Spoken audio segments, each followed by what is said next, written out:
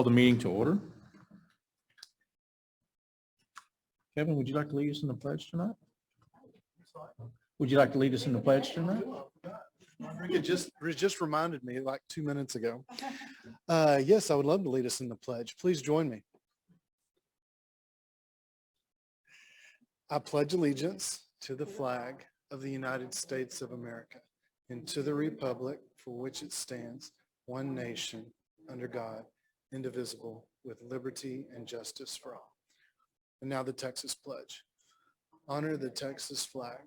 I pledge allegiance to thee, Texas, one state under God, one and indivisible. All right. Thank you, Kevin. Let the roll reflect.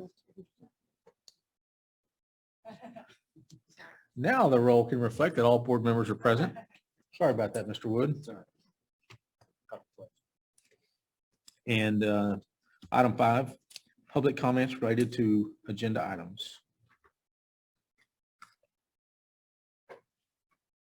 President Owens, there are no public comments related to the agenda items. Thank you. Thank you. All right. If you would bow your heads and join me for our invocation. Dear Heavenly Father, thank you for the blessing to serve this district. Thank you for the opportunity to serve these children, these families. Lord, I pray that you would give us wisdom and discernment, allow us to do our work with your will and your might in our hearts and our minds. Lord, bless each of our teachers this summer, each of our students, each of our families. Just keep them safe in their travels. Let them enjoy their time off. And I pray for blessings upon each of them. In Christ's name, amen. All right, item 7, notifications, resignations. Yes, good evening. This is just no action needed, notifications only. Resignations can be on page 9 of the board book. And also new hires, 10 through, I think, page 13. We are working in the HR department to get our new hires started. Thank you. You're welcome. Item 8 is our consent agenda. Does anyone need anything pulled for review in our consent agenda tonight? If there's not, then I would entertain a motion. So moved. So moved, Jeff Wood, second, Ann Smith. All in favor? Aye. Opposed? Thank you. Item 9 is consider and act on the superintendent's evaluation. And it's an absolute privilege to have some discussion about this tonight. We, as a board, have had the opportunity to work through Ms. Cordell's review, to work through the analysis of each of our strategic objectives from Ms. Cordell, and to talk about the way in which it was done. And it was exceptional without question in all regards. And we're thankful for her service to our students, and just a blessing to be able to share that with the community. So with that being said, I would entertain any comments or a motion. Make a motion that we act on the superintendent evaluation as exceptional. So moved, Amy Smith, second, Ann Smith. All in favor? Aye. All opposed? Thank you. Item 10 is to consider and act on an amendment to our superintendent's contract. Background here, when we were fortunate enough to bring Ms. Cordell on as our superintendent, we had made a commitment at that time to support her efforts to grow her educational background and to receive her doctorate. And consistent with that, we're amending her contract, or we're proposing an amendment to her contract tonight that would allow us to compensate and reimburse her for those educational expenses to go and add her doctorate to her existing education. So that's the presentation of that amendment. And if there's any questions or discussion. Move to approve the amendment as presented. Jason James makes the motion. Second. Marvin Bobo seconds. All in favor? Aye. Opposed? Thank you. Item 11 is consider and act on auxiliary staff recruitment incentive.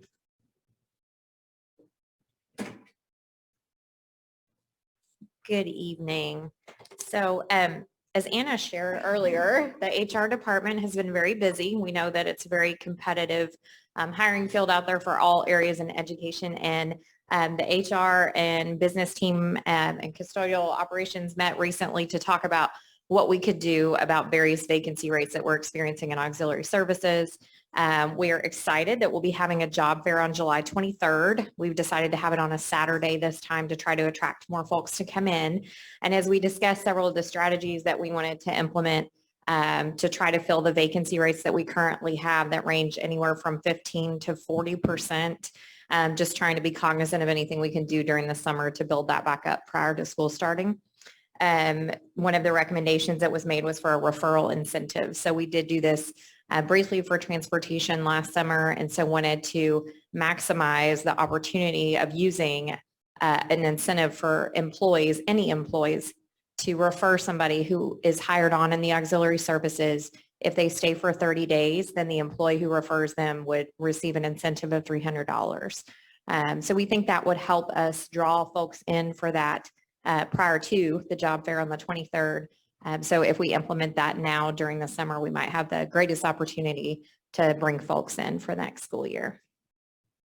So is our recommendation at this time to consider the implementation of that incentive program.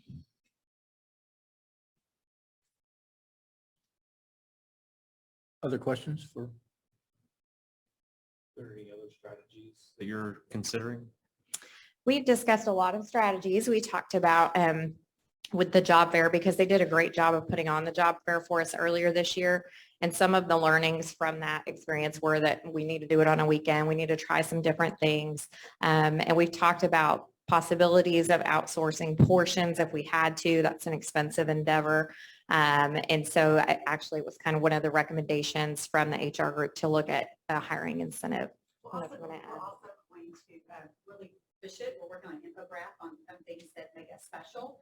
And we do today, we're going to touch base with some of the McKinney trade days the weekend before a job fair, passing out pamphlets, just also emailing the entire staff and doing some email blasts. We're having signs made with a QR code. So if we can get them to fill out a Google Doc and get their phone number, then we can kind of hassle them a little bit. So we actually have a list of some things that we're hoping to do. It's a tough market right now. So in the past, we've gone to other places and hung up signs, and I don't think they won't let us anymore because they're trying to recruit them too. I mean, wait staff, everything. So we're hoping to make some, good dents into that. So. I think this is good. I feel like things are turning a little bit when it comes to hard to fill positions. Just anecdotally, I hear high school kids that are having trouble finding jobs where everybody was begging for them a few months ago and things of that nature. So I'm hopeful that we'll have better turnout this time. I think this is probably a good I think incentive. Dr. Tinsley may have some openings there too for the LCBC. So for high school cadets.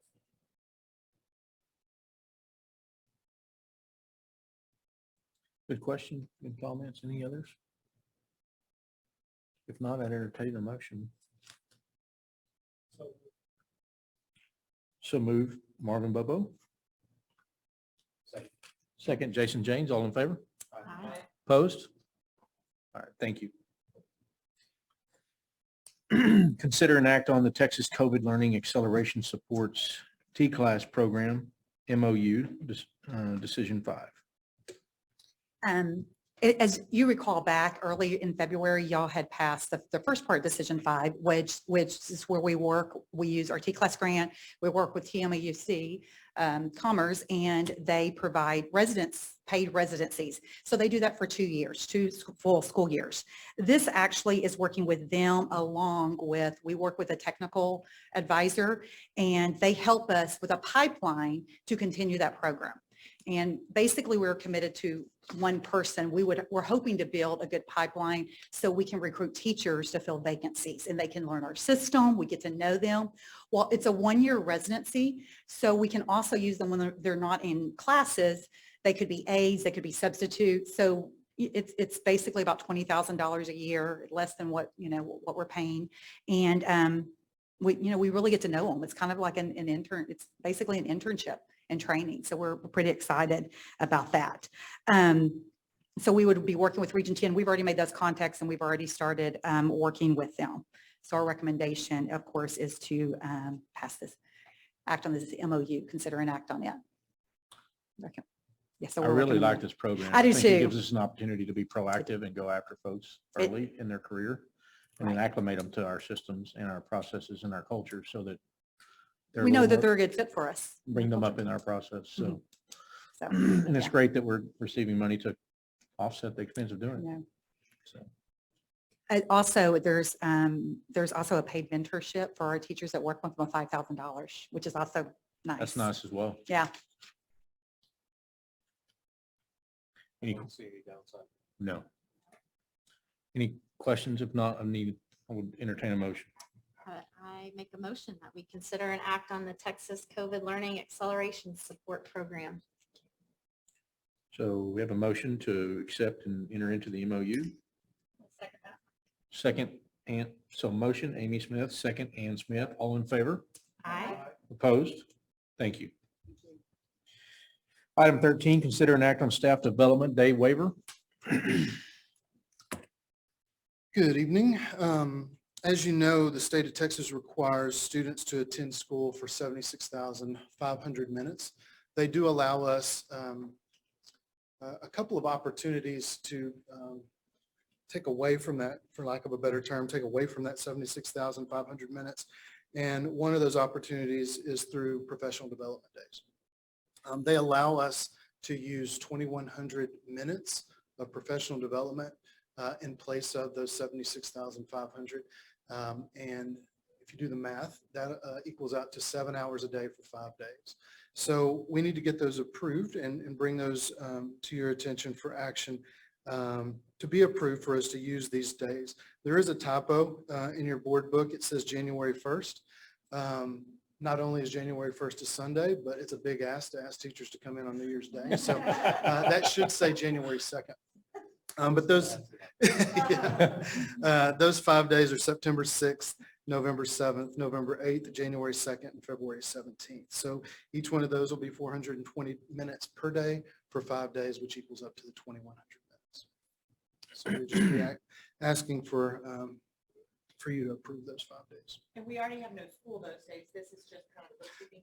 It allows us to apply those to the. Apply the 2,100. 2,100 I just minutes wanted to to the clarify sentence. for people watching. that- That's right. That will not impact the school days. It just allows us how we want to use those minutes. Perfect. Thanks. Need a motion? So moved. So moved, and we'll just note that January 2nd versus January 1st as one of those 5 dates. Second, Jason James. All in favor? Aye. Opposed? Thank you. Item 14, School Health Advisory Council 2021-2022 Annual Report. I just wanted to review kind of what we have accomplished over the past few months in our SHAC, our Student Health Advisory, School Health Advisory Council meetings that we've had. We kind of got off to a late start with all the shuffling in the central office.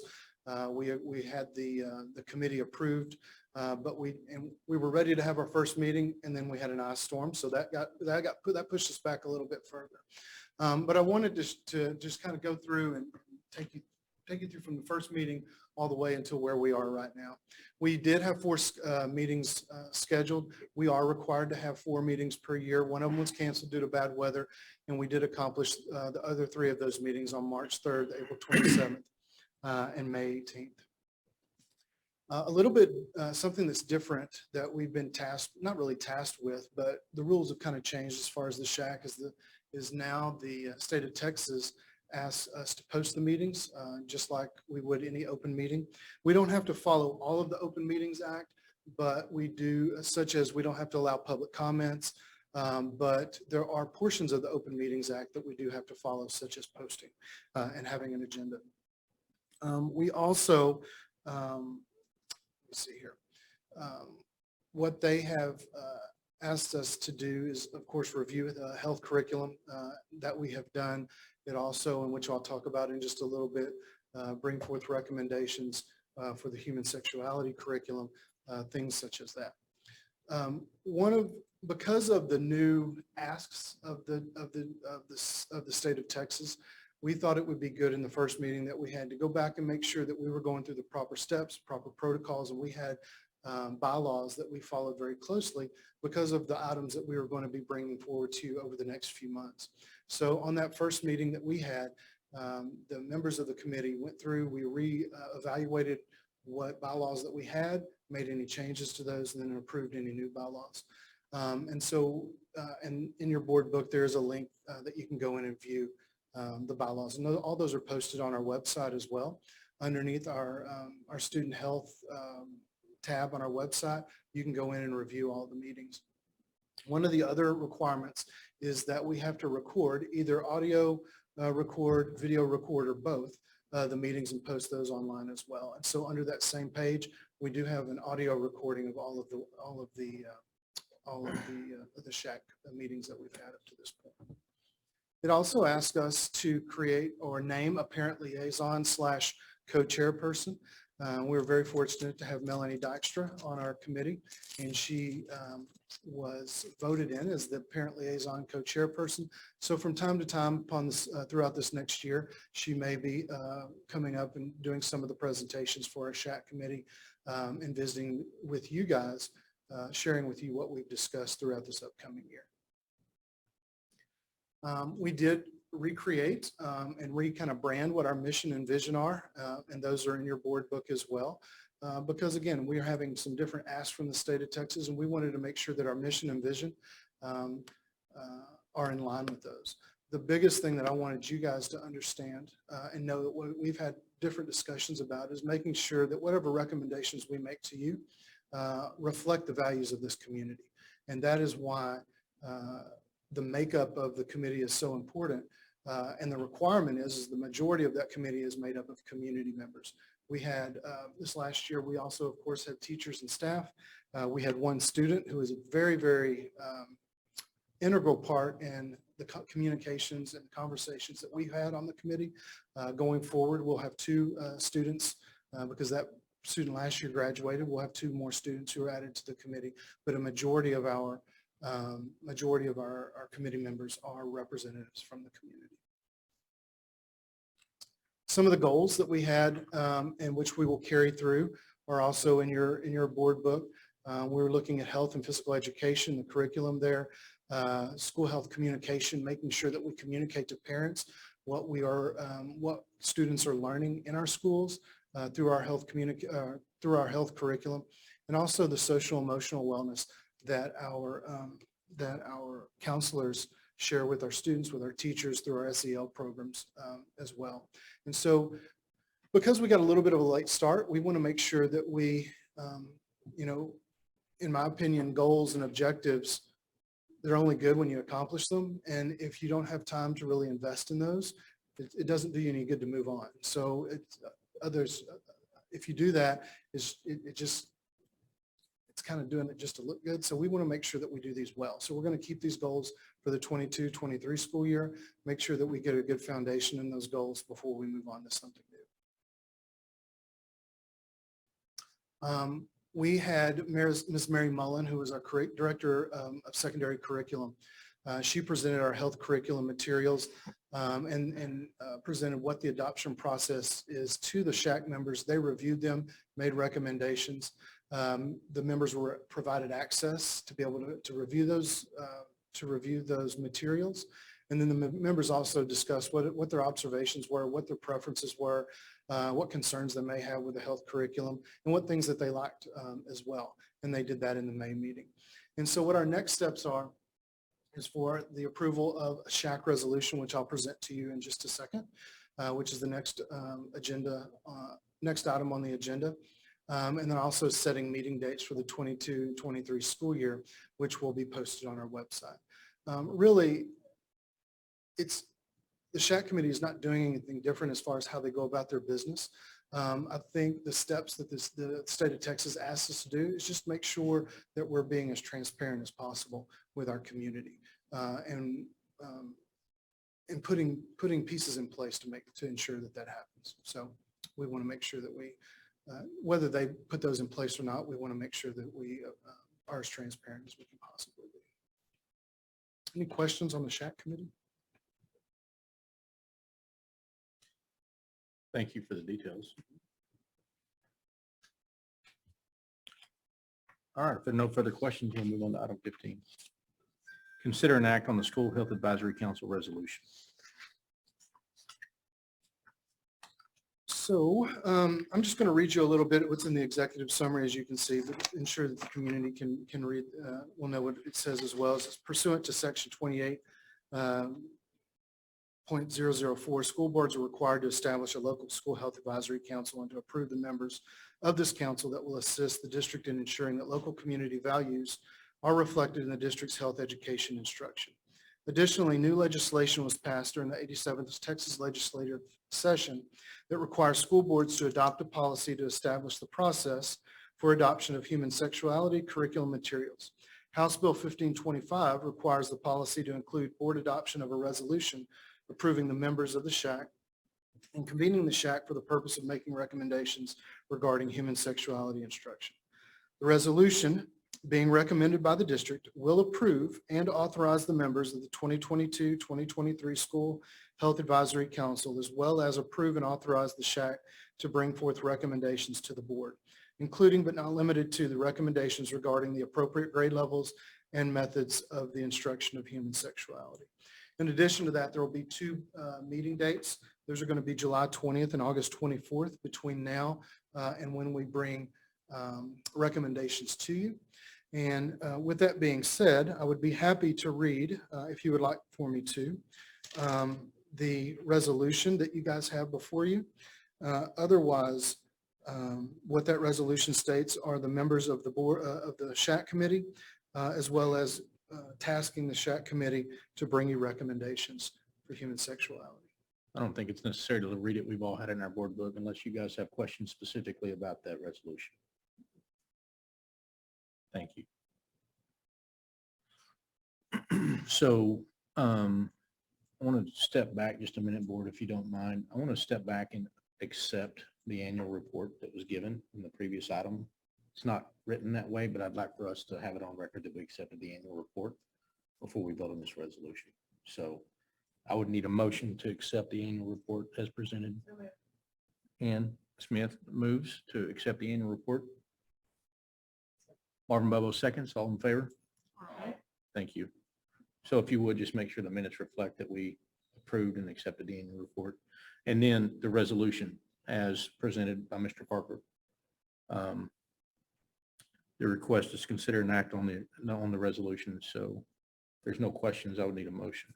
Are there a set number of members required? No, there are no set number of members. All it says is the majority has to be made up by community members. This is the same resolution as presented at the June 6th workshop. That's correct. Just with updated members. Yeah.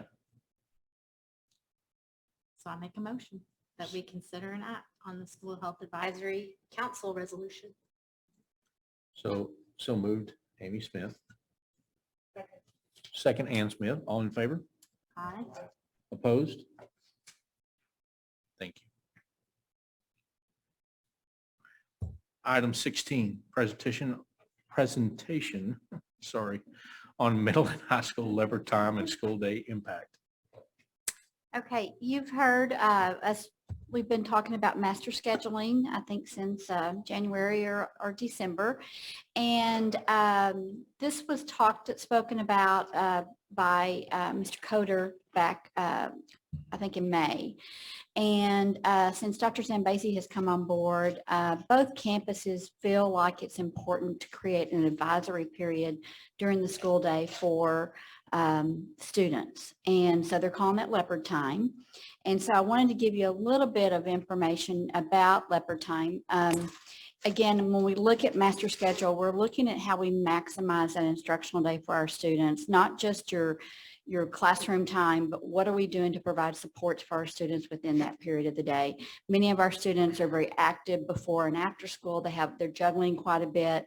And so both Dr. Zambezi and Mr. Coder felt like it would be important to have some dedicated time during the day where they could increase some supports for our students. So and when I'm saying advisory period here because that's what you might see in other secondary schools schedules is advisory period. Many times it can be, it just varies from campus to campus when that's scheduled.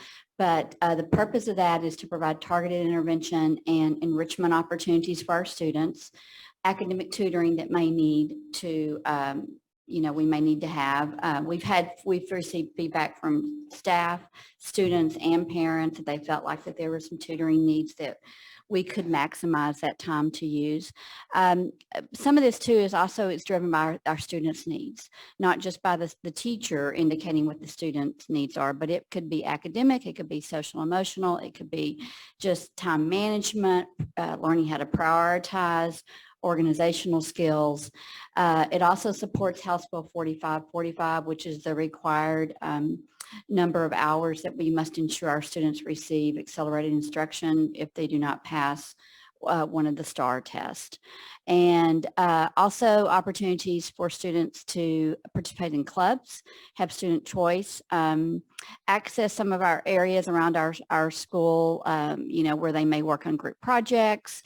They may be in the library working on some projects. A teacher may want to help with a assignment, do some tutoring. So it's going to be a lot of communication back and forth between the students and the teachers.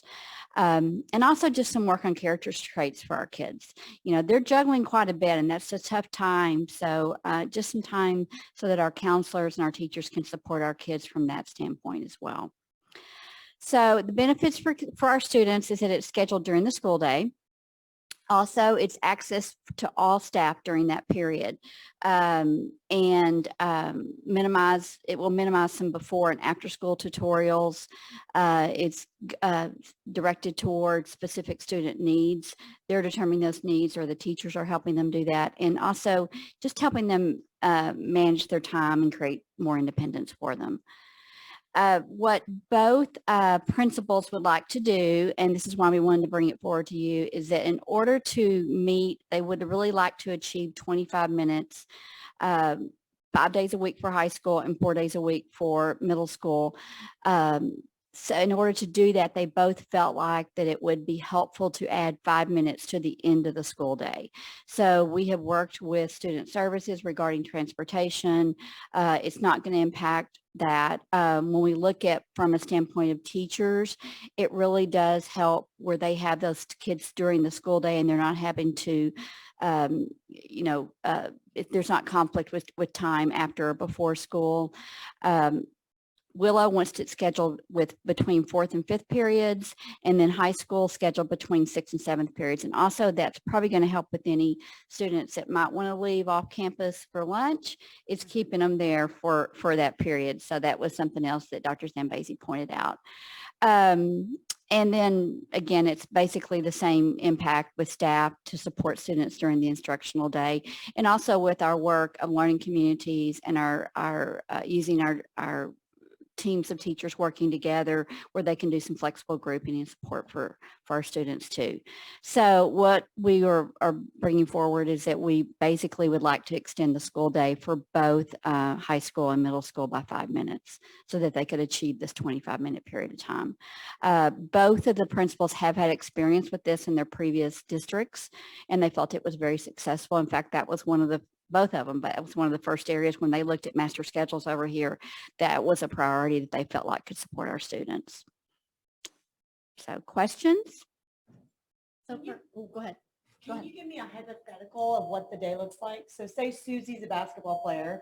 She goes to the high school. She's there through the 5th period. So does she report to the same teacher for this leopard time? It for could this vary. between 6 It could and 7? vary. It's really could depend on, there will be some students, for example, I would say for students who do need to meet the House Bill 4545, we will have some very targeted time that we're ensuring that we are delivering that instruction for the students. It's really going to depend on the individual student. And I didn't want to, Dr. Zambezi has a really great presentation to present on this that he can go into more detail on that, but he gives some specific examples of how it might be used. It's a little different from what Mr. Coder had presented. So again, I don't want to steal his thunder, and what we'll try to do is in July have him come with additional information for you on It that. sounds like it could vary based on what they need, but it's not necessarily checking into one place every day. No, and then it's really going- what I need. And he calls it, we call it win time. It's what I need. So will there still be a CAT period for those that need it at the high school? We are offering, there will not be a cap period. We are offering a time during the day, though, that students can go in and out. We're rebranding CAT for both of our campuses. It's still going to meet the needs that we've had in the past. It's just, I think what's happened when it was initiated several years ago, it's kind of transformed over time to not really result to what what the district had originally intended for it to be. So there is still going to be CAT. It's just going to be rebranded, and we'll have more information about that as well, too. So your intention is to have advisory services possible here and during this period of time too? Correct. Mhm. I think it's a great idea to have this during the day. Yeah. And well, Versus, I mean, it's kind of all hands on deck. And I think that was the intent of it. You know, you're not having athletic periods during that at the end of the day and before school. It's just hard for our kiddos and our staff too.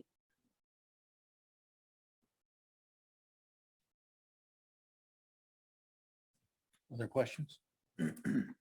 And I don't know if you want to bring forward, if that needs to come to the July meeting for approval of the extended 5 minutes, we can definitely do that. If the board prefers to, have that approved, if you want to approve that. Anybody see a need to delay the action on the item? For planning purposes, it'd be nice to give them the information, so that they. Yeah, it's gonna be the idea that they'll be able to start planning that now. They have a lot of work to do between now and the start of the fall. And I love the idea of doing this during the day.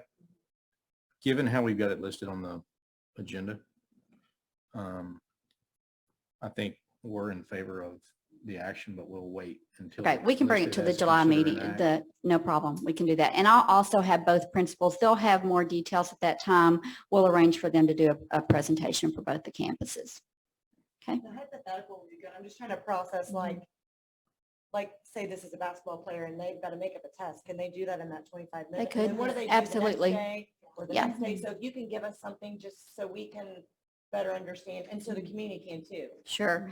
Um, A couple things I noted here. It's but I foc- believe you, it's going to be great. I Yeah. just want to process. So teachers may assign students, so if they want to work with them on specific skills, if they want to do some enrichment, if they want to work on assignments, if they want to retest, those are some options. Group project time, goal setting, just some organizational help. That's what we're hearing from quite a few of our teachers. And even our students we did here is just kind of the future ready skills that we talked about in our strategic planning.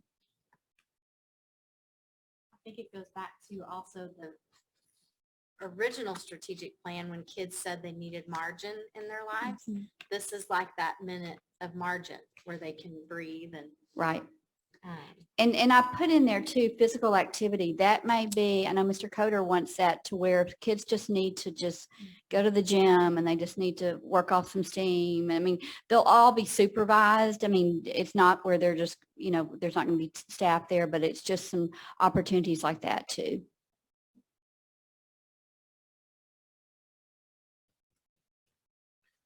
All right, thank you so much. All right. 5:17. Bear with me 1 second here.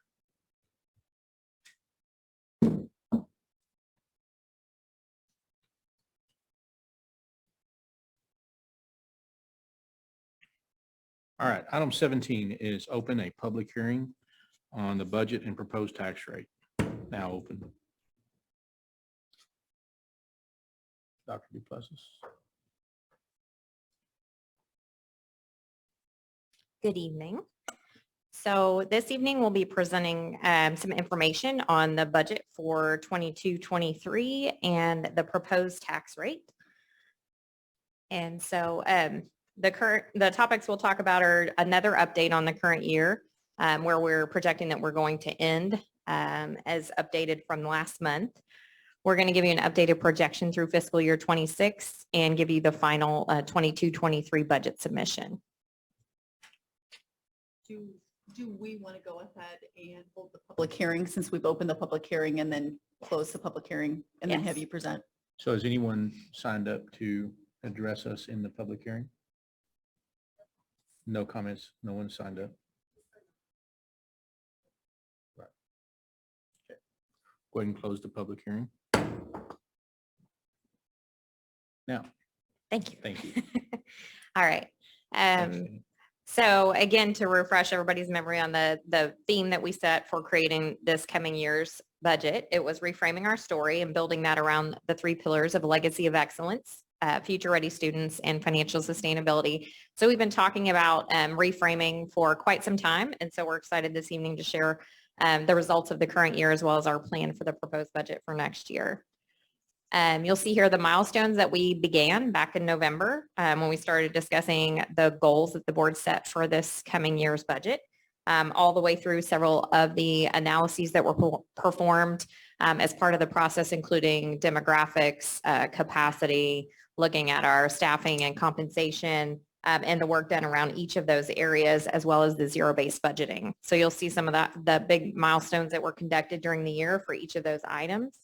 In addition to the Financial Sustainability Committee that met quite a bit throughout that period of time and provided some recommendations to the board as well at the May 9th workshop.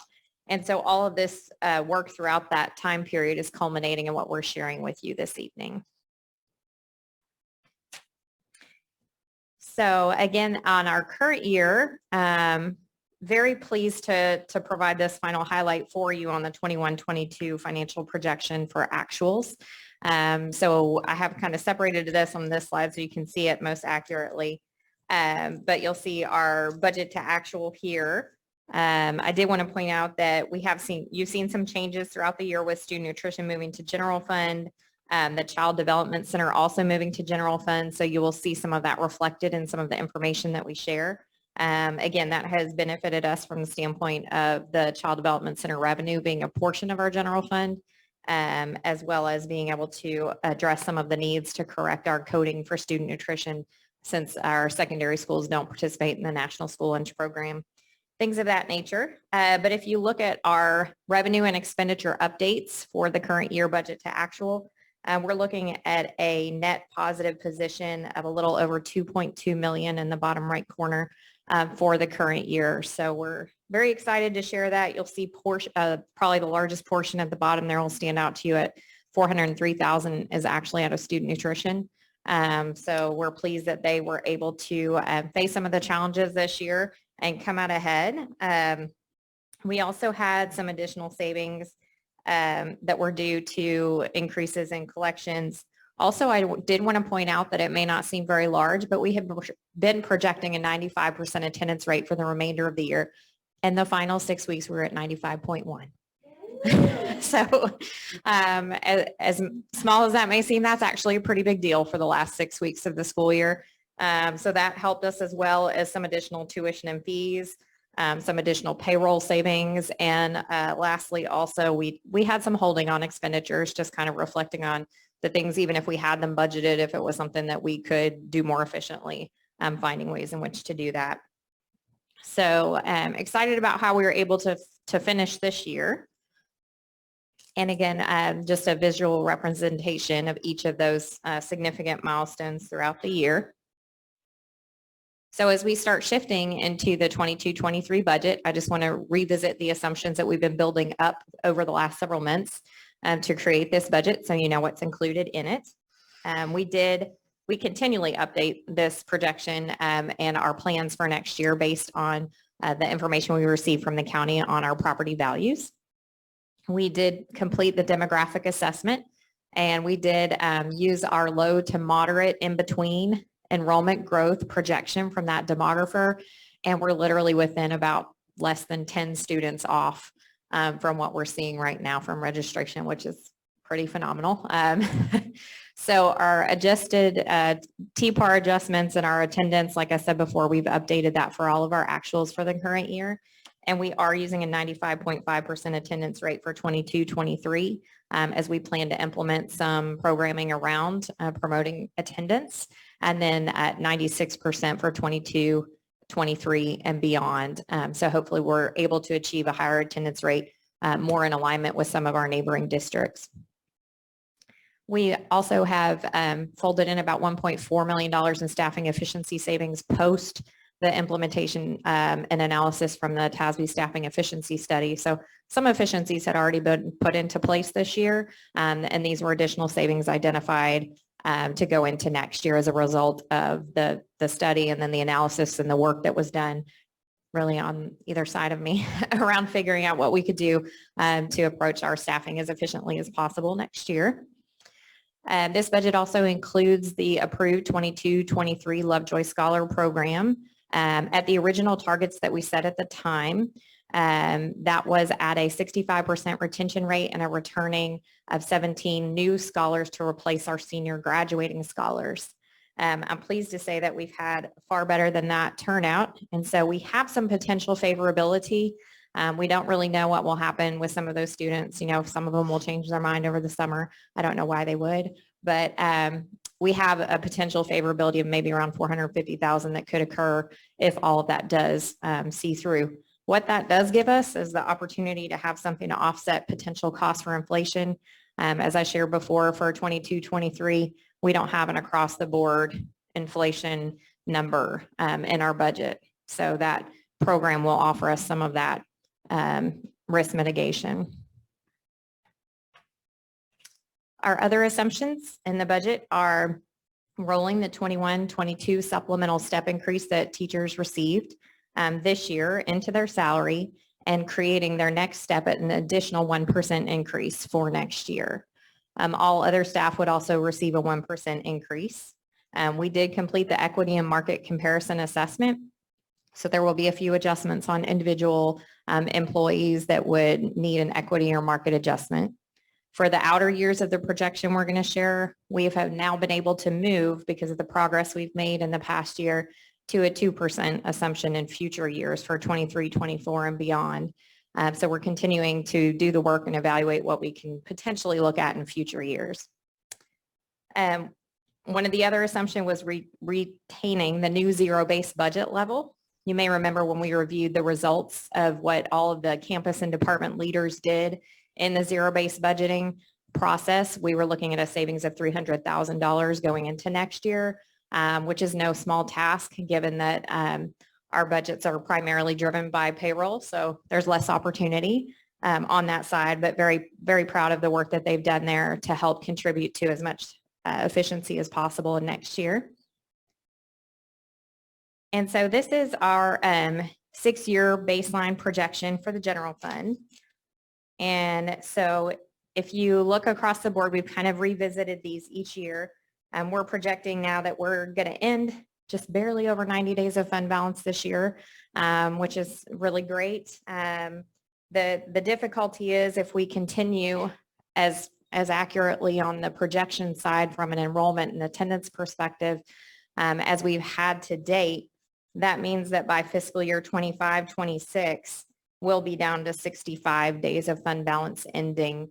That's important because this year or last year, we ended the fiscal year with 74 days of fund balance, and we really had to stretch to make December payroll.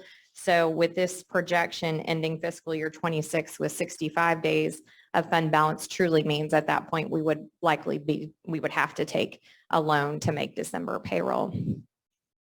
So as we look at that projection and start to think about what different options are available to us, the next projection that you'll see is based on a voter approved tax ratification election option available to the district to increase the tax rate by 3.17 cents, which is actually pretty small, if you look at some of the other VATRE additional cents. But this is what is reflected in the current budget. And if you look at our fiscal year 26, again, that would have us ending at 80 days of fund balance in fiscal year 26. Definitely not the 90. That's kind of the normal standard, and not the 120 that really should be our standard, given the fact that we rely on local tax collections. And so we have to float from the beginning of the year until December when we start seeing those collections in earnest.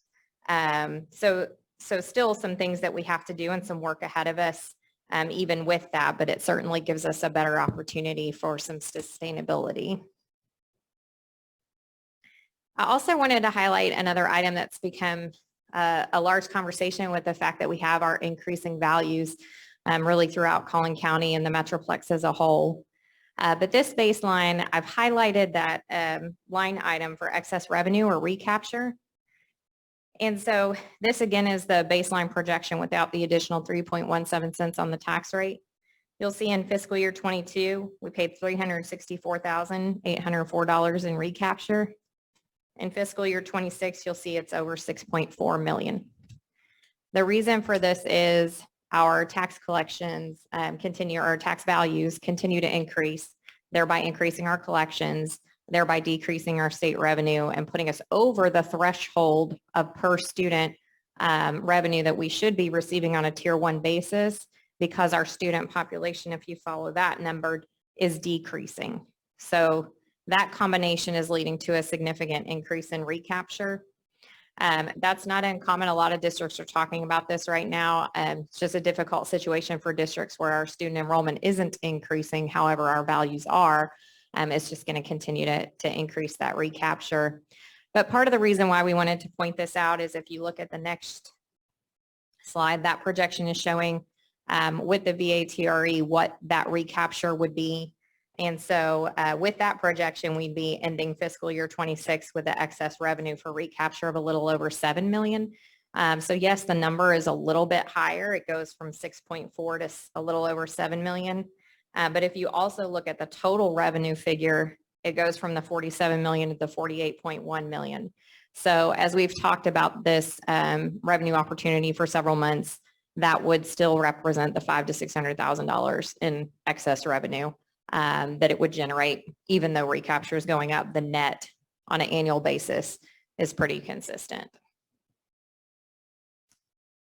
So in talking about recapture, again, that's just driven by the increase in property values and decreasing enrollment, or even enrollment being steady at a lesser increase or even a smaller increase than the property values. A lot of districts around us may be slightly increasing and still have increasing costs of recapture just because it's less than the increase in the property values. So it's been kind of an interesting situation on the VATRE side. On the tier 2 side, that increase in property values also does actually increase the yield of your enrichment pennies. So not necessarily a bad thing. We're seeing a whole lot more districts looking at this, basically that are facing the same kind of situations. And again, it's going to still continue to show that $500,000 to $600,000 in excess revenue for the district year over year. So at this time, we're going to share some information about the proposed tax rate. We will not actually adopt the tax rate until August, but we do set out a proposed tax rate so you can see what we're building the budget on. So the M&O rate is $1.0367. The INS rate would be at 50 cents, and the total rate would be at the $1.5367. Our current rate is $1.5050. So you can see pretty quickly that rate is reflecting that 3.17 cents additional. And as I said before, the maximum compressed rate, or MCR, is not released by TEA until I believe August 5th. So we have a very short turnaround between that and the August board workshop. But that is our intention, is to actually adopt the rate at that workshop once we have our maximum compressed rate from the state. So what we do essentially is we estimate based on some state estimates that are provided on what that compressed rate would be, so that we can build our budget on that $1.5367 minus a little bit of compression that we're estimating, and building that budget around that. So you may have seen the rate to maintain on the newspaper published posting. That was $1.6294.6. Essentially what that is typically we used to do the rate to maintain on several of our other postings on the website, but now we have to use the no new revenue tax rate. That does create some confusion.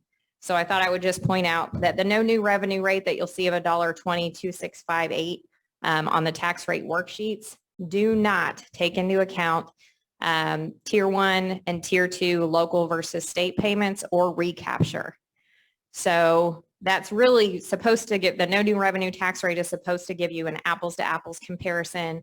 Really, if you were getting all of your funding from local collections, and what would the rate be compared to the prior year levy to produce the same amount of revenue?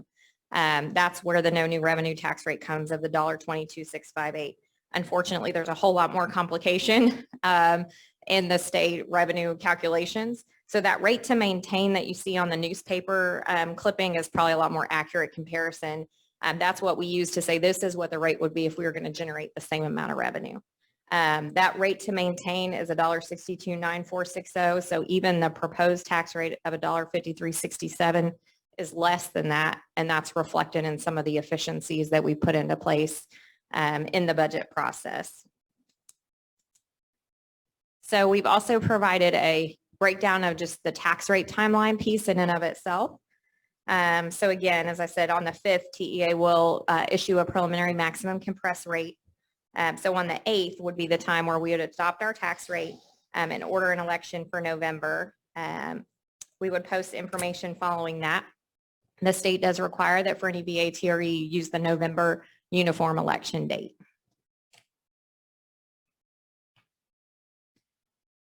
So oftentimes, as I know, I wondered when I got my tax bill is what is this going to cost the homeowners? So using just the average home ISD taxable value in 2021 after all of the reductions and so forth are taken out of that tax bill, that amount was $639,557. So if we're using that 3.17 cent calculation, the increase in the annual tax bill would be about $195. The increase in the homestead exemption from the $25,000 to the $40,000 that was passed by the voters in May would provide an average reduction of $231.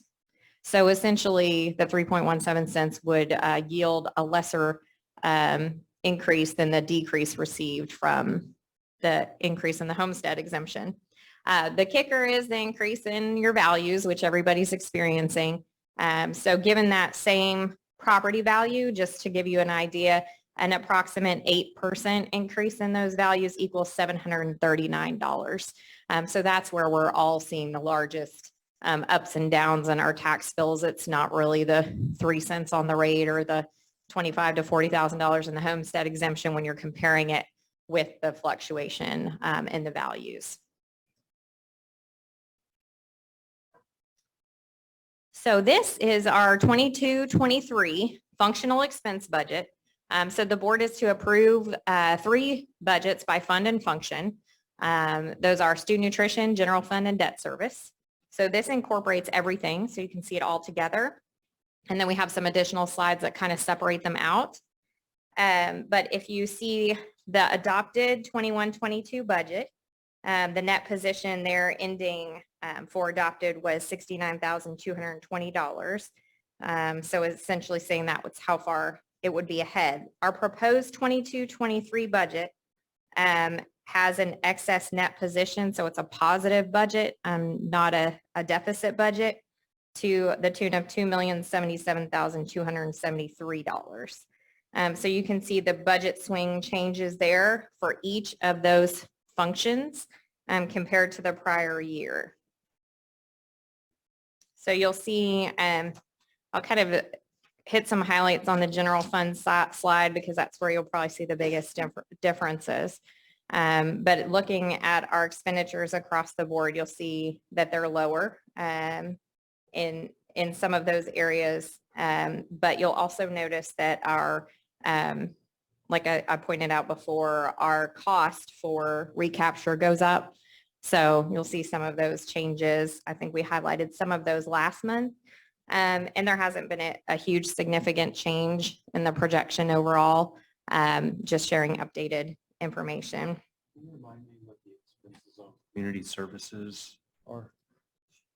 So our community service expenses, that's going to include anything that we do outside of basically providing outside services to students. So it could be social services, things like that. I don't know if you want to highlight anything else that we've.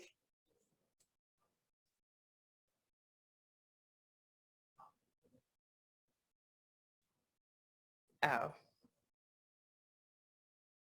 So those are currently are now under function 61 where they weren't before.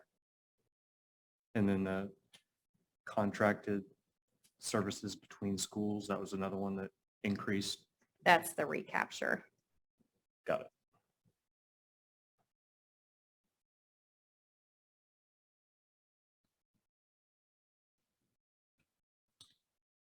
So that's the functional expense budget in total and then by general fund. And then we've also pulled out student nutrition to highlight that. And so we will be going back to our regularly scheduled program and not on the seamless summer option next year, barring any other updates.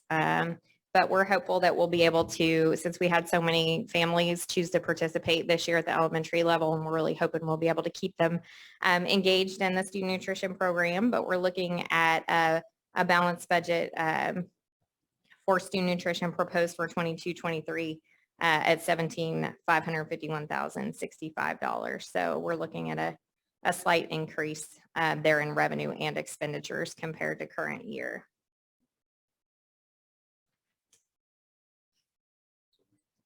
We were positive over 400 something thousand this year. That was because of the national program. It was partly because of increased participation from the SSO. It was also because of payroll savings from having reduced staffing levels. And this, now we're proposing basically to be balanced. Correct.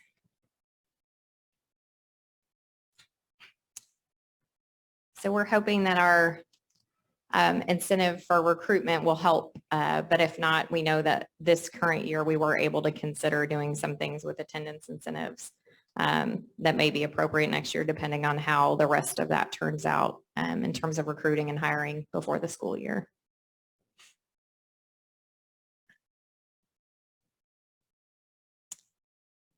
So again, for the debt service piece, y'all may remember that back to the first report when we were shared the accountability ratings that we received. One of the things that Lovejoy doesn't get as many points on our financial accountability as other districts do is in terms of our debt load to our assets. So we do have some opportunities. We'll look at some of our strategies, especially more in depth, probably in July and August, that we can implement. As you see our debt service collections, we may be able to do some things to do some early payoffs. And so we'll be bringing forth some strategies for that this coming year and kind of reviewing what we can do on that side as well. It's encouraging to see that our proposal is $500,000 less in interest expense. I mean, that's good savings from what we've already been doing.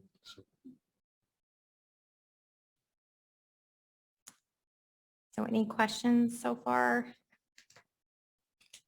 We kind of hit the highlights on the projections as a whole, but all the efficiencies that we've been able to implement in our current year and that we have built into the projection for next year are about $2.3 million in total of all the annualized amounts.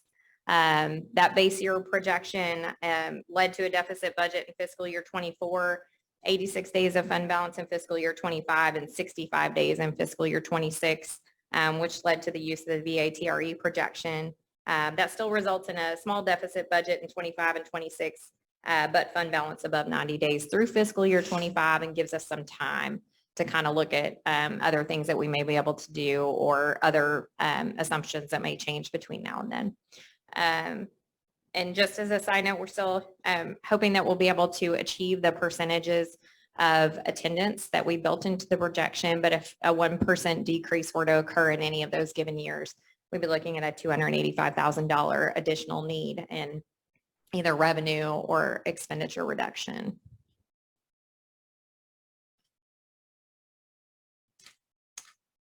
So that completes the presentation on the proposed tax rate and budget for 22-23. Be happy to answer any additional questions. Let's say something about the 21-22 budget, which is thank you. Because you guys, you and your team, all of you, took a budget that was intended to essentially be balanced budget, and it was going to result in a $69,200 surplus. And we're ending the year on a $2.2 million surplus. So I think that's a phenomenal job in achieving the efficiencies across all departments. And I know you led that effort, and Katie, you supervised that effort. So I just want to say thank you for that. Thank you. Thank you. Absolutely.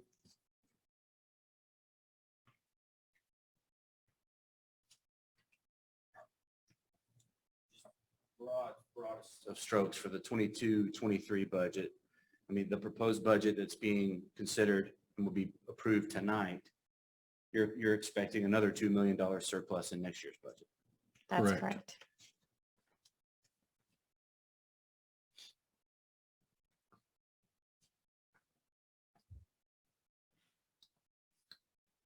There questions, comments? I have one question, and you might have answered it. So if you did, I apologize. So when we're talking about the CDC, the current budget has that operating at a profit as a revenue generator. That's correct. And does that include, I remember a few meetings ago, we received a grant, which I understood potentially allow us to run the CDC cost-free next year. Is that baked into this budget, or is that just the performance of the CDC as a revenue generator above expenses? So we have estimated that we would achieve a certain portion of that grant. We haven't estimated achieving all of it because we have to submit all those expenses and have them approved.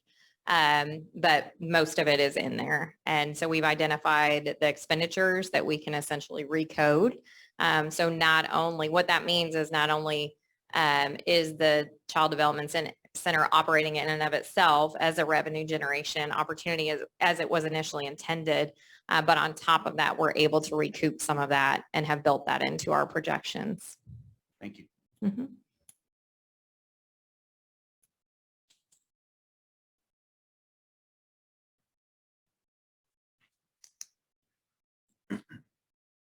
So the 65 days, just to reiterate to the community, that's, we can't make our obligations at 65 days. That's correct.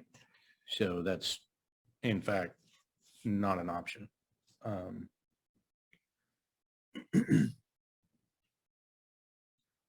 Really don't have questions, statements. Any other questions, folks? The 2.3 million surplus that you're projecting for next year, is that assuming that the VATRE passes? Yes. Do we know what that number would be for next year if the VATRE does not pass? So the VATRE is going to yield us, so we would That be was on looking at the those. baseline projection. Yeah. So, I don't have my slides numbered. But essentially, we'd be looking, let's see if I can flip back through there. Looks like 1.5. Yeah, I see it. Right. So we know that the VATRE as a whole is going to net us 500 to 600,000 per year, depending on any given year. But what it does is gives us an opportunity to rebuild that fund balance to a healthy level where we would be able to make that payroll in 25, 26 without a loan. So simply put, the chief reason for the VATRE is to take some bite out of the increased recapture amounts that are going to really start going crazy in 24, 25, and 26. That's correct. And allow us to maintain a fund balance that you have projected with the VATRE option of 110 days in fiscal year 23, 108 days in fiscal year 24, 98 days in fiscal year 25, and still at least projected to be 80 days in fiscal year of 26 when recapture jumps significantly. Correct.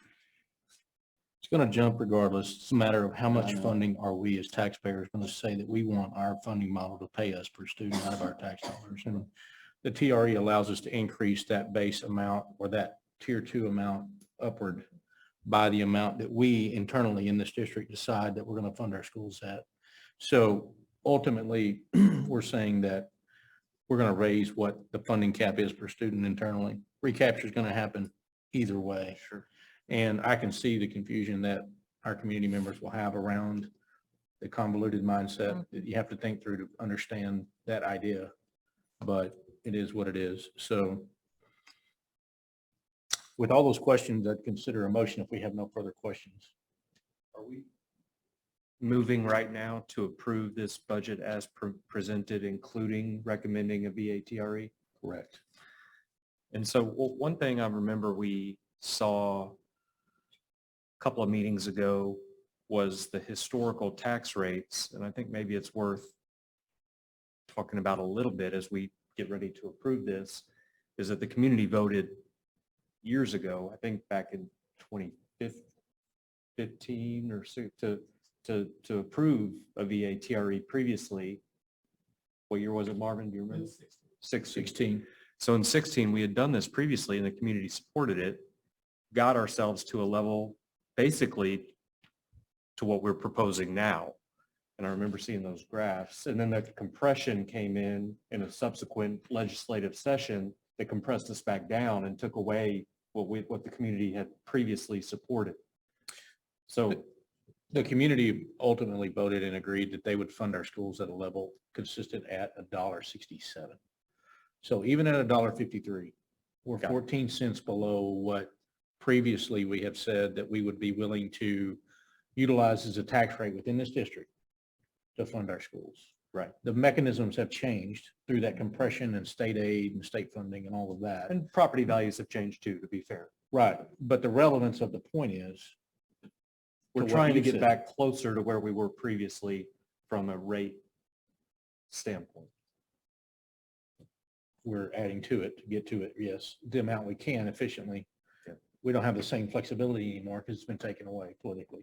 Right. But the 3.17 is available to us to add to it, which ultimately increases the funding per student we can keep. And allows us to project raises for teachers beyond what we've been able to do the last Correct. couple of years, not even getting to where I think a lot of us would like to get to, but at least projecting a 2% raise after this year moving forward. We had 3 focal points in our budgeting this year around our goals. One is to augment fund balance so that we could get to 90 days sustainably. And 2 is to take care of our educators, our staff, our administration, and be able to attempt to put our best foot forward to retain those folks. Right. And this 3.17 cents directly goes towards those 2 things. Specifically, without it, in 6 years, we're projecting insolvency. I wouldn't say insolvency like bankruptcy, but we're borrowing money to make payroll, which is not an option. So we have overturned every stone we can turn. We've left no stone unturned in revamping the dollars that we're expending to operate our schools and educate children as efficiently as possible. And before we went to a taxpayer to say, hey, we're going to need to increase the tax rate, we wanted to ensure that we'd gone through a process that had done all those things. And as you step back to those 2 specific goals we had in the process we've undertaken, as well as our budgeting, our sustainability process, from that, we've been able to garner their recommendations of this action, as well as the analysis that's reflected the necessity of it. I understand. I hear some people talk about the foundation, and so people are willing to say, hey, people can just donate through the foundation and then we don't have these issues of recapture and we have these things. So can talk for just 10 seconds about why we can't use the foundation for some of the things as far as M&O ongoing paying teachers and those sort of things, because it's not feasible to budget that way. And maybe it just, because I know that comes up where people ask the questions, well, couldn't we just do it in a different way where we keep all the dollars versus having to send anything back to the state? Yes, it's great that we have a foundation that helps support a lot of the things that we want to do in the district. And I think the struggle is that because our recapture is increasing so substantially, and frankly, not a lot of people want to donate to send money back to the state. We're trying to find those opportunities for things that we can fund. But essentially the formula is driving that increase in such a way that there's not a lot of way for us to avoid it or find other mechanisms to pay for it. We have to find those opportunities of other things that might be desirable to fund. And so I think at this point, because we're looking at $6 million increase in 4 or 5 years, it's so substantial that just creates a hardship to try to identify where that's going to come from. Along those same lines, I have those same feelings, right? So if every homeowner kicked in $250, we wouldn't have a problem, right? We could voluntarily tax ourselves to the extent we wanted to.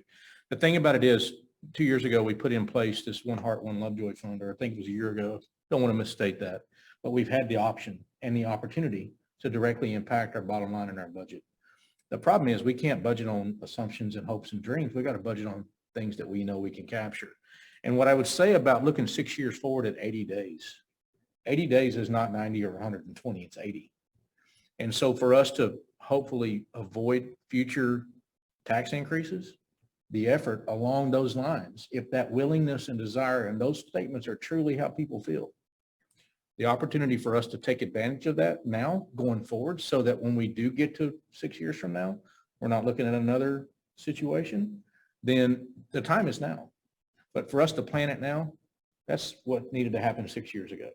So hopefully by making the hard decisions now, looking forward with projections and assumptions that allow us to envision what that looks like going forward, that we're painting a picture for the community to understand the hardships that we face and the limitations that we have available to us to fund the district, and or based on the budget process we've gone through is to what we can do to fix it prior to going to this point of asking for additional tax revenue.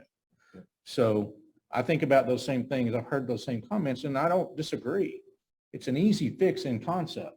The problem is it has to actually happen, and we can't budget based on what we hope. We've got to build a balanced or surplus budget to get back to where we need to be on fund balance and be able to pay our teachers what we need to. For certainty. With certainty. And I applaud the work that's been done to get us to a better place financially through your efforts and your staff and through this Financial Sustainability Committee. And I think we're on a good path, and I think that what you're proposing makes sense to me. But to your point, I think it's also an opportunity for us to start talking now about the future need, because we don't want to be reactionary. We had to be reactionary in the past. Yeah, and we're planning for the future too through what you've talked about with the deferred maintenance of facilities and some of the work that's still ongoing in that area, right? That's the other side of the budget that we're not talking about now on the INS side. So, or we're more healthy, thankfully. Yeah. Because we're retiring debt quicker than is amortized, or we have the potential to. So anyway, just expanding the thoughts. I have the same thoughts as well, Jason. It may be too early. It also may be too much of an unknown, but with the legislature convening in 23 and what looks like to be a recapture nightmare that's about to hit in 2024 and not only affect Lovejoy, but other districts in the state of Texas, I'm hoping that there's some initiatives in the 23 session to be able to tweak, adjust, or shave off some of this recapture formulation based on the situation that a lot of school districts are in right now, where home values are going up everywhere and enrollment is flat or slightly decreasing everywhere. So it's not just a Lovejoy problem. This is a statewide problem, particularly a North Texas problem, I would think. And so hopefully we can get some some lobbying efforts and some initiatives around maybe some reform with respect to recapture. I'd like to see some organization proactive within the district as we get ready for that next legislative session to where hopefully we could help positively influence it. Agree.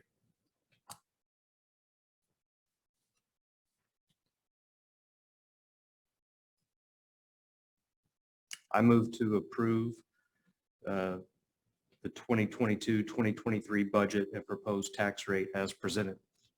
So moved, Jason James. Second, Jeff Wood. All in favor? Opposed? Thank you. And thank you for the discussion.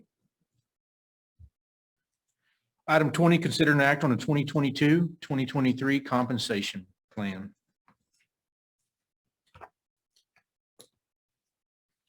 So we provided the draft of the compensation plan, and of course, we went over this presentation at the June workshop briefly, but just to highlight some of the items that we've discussed as we move into this compensation plan that would be approved for 22-23.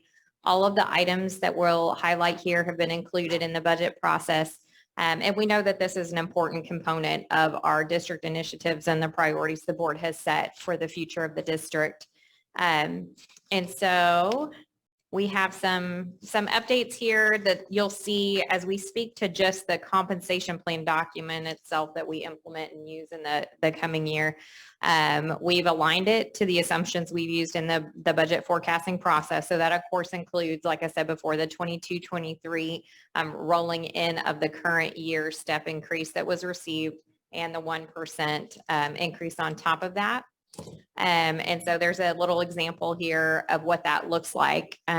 So you'll see the 1% reflected in those step increases. They used to vary really anywhere from 0.5% to 1.5%. So it's been made consistent across the board. We've also implemented the market assessment adjustments, and any of the ranges that were associated with those were adjusted in the compensation plan. So in addition to that, the employment qualifications for an increase in our current plan for this year was set at 90 days. So any employee that was hired 90 days or less before the end of this fiscal year were not eligible for an increase going into 22-23. So for next year's compensation plan, we're reducing that to 45 days to be more competitive. And hopefully not have folks come to work in Lovejoy towards the end of the year and not be eligible for that compensation increase. There have been some changes to stipends. We have grandfathered, for example, the STEM stipend. It's not listed there. Current employees have been grandfathered in, but then again, just kind of going in alignment with what other districts are doing and the delineation and some of those stipends. The layout of hiring ranges and various positions and titles and number of days. You've heard a lot of conversations about the reorganizations and the savings as a result of those reorganizations throughout the year and staffing efficiencies going into next year. So we've just realigned some of those things in the plan to make sure that they're matching. The guest educator pay for day 22 and over is going to be $250 a day, and the licensed speech path subs will earn $150 a day. So those are just adjustments made to continue to help us with some of those positions. And then some stipends and supplemental pays have been adjusted according to people's duties as we do every year. And so at this point, we're presenting the final draft of the compensation plan for 2022-23 for your consideration. Thank you for that work and those adjustments. We wanted to accomplish this, and it was important for us to get it done. So thank you for the work.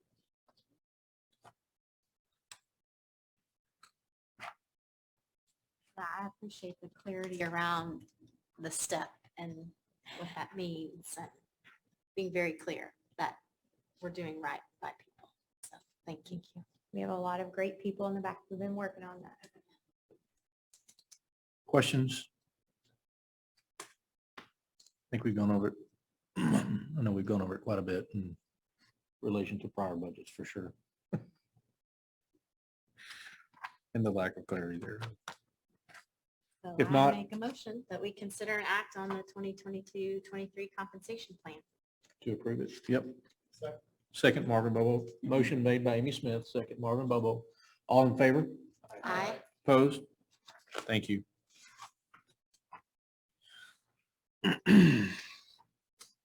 Item 21, consider an act on the Lovejoy 2030 strategic plan.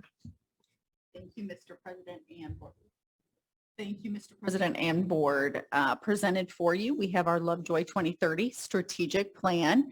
As you will recall, throughout the spring, we had a committee of stakeholders that worked on our Lovejoy 2030 strategic plan development. That was a stakeholder-based effort. We're very proud of their efforts. We presented to you on that process as well as the results.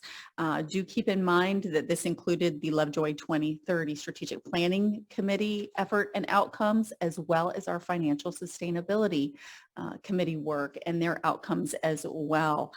Compiled for you comprehensively is the result of that work, which will hopefully tonight become our formal strategic plan. And this is posted publicly for public review as well. Having been a part of 2 strategic planning sessions and ran other strategic planning operations, I was thoroughly impressed with the interaction by our students, who are absolutely brilliant and contributed in such a major way to every part of this, as well as the community members and staff. And I also appreciate the organization with which it was ran. We initiated a prior strategic planning effort, if the community doesn't know, prior to Ms. Cordell coming on board, and it was I would say nothing short of a disaster. So I appreciate this. I appreciate the scalability and the opportunity we have to affect real change with a plan that can live and grow and breathe with us. So I'm excited to see the work continue to materialize and mature.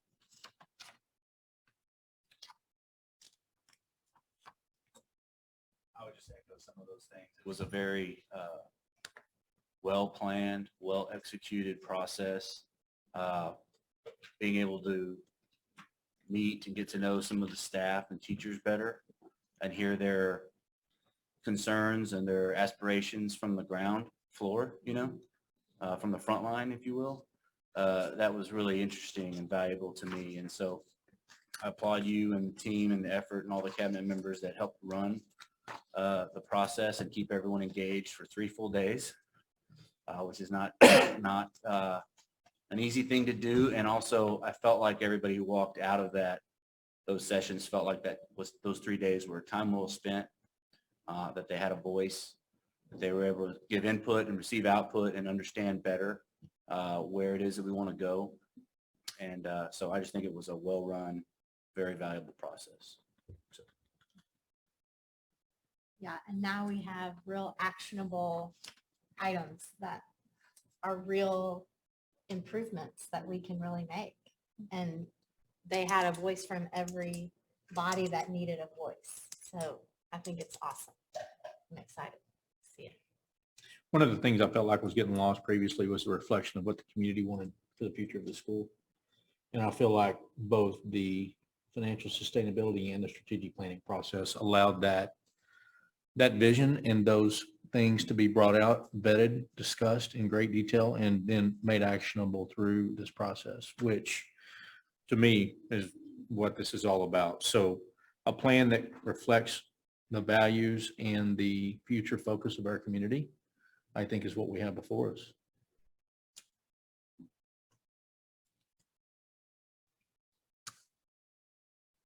Questions for Ms. Cordell? If not, I'd consider a motion.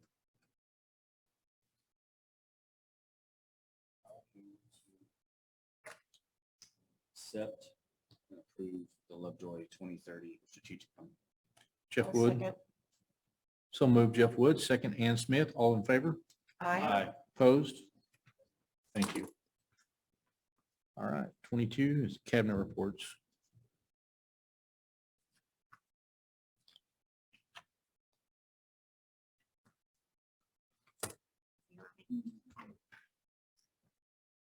Good evening.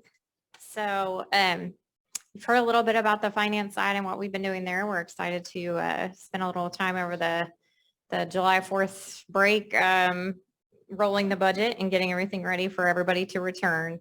On the project side, we finally got our concession stand heaters. I don't think we need them this week, but they are finally in place. So that is the final event of our winter storm repairs from a year ago.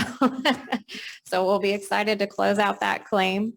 The salvage items, we have sold all the portables. You may see that some of them are still remaining. Some of the buyers are still getting their permits for where they are relocating them to, but getting all of that done and looking at removing as our some of the folks in this area are moving offices, looking at getting rid of some additional items through another salvage item auction shortly, probably a little bit later this summer. The LCDC playground, you may notice that the canopy is complete, and that is much more timely than the heaters. So as the sun is shining on those babies this summer, they'll be a little bit better protected.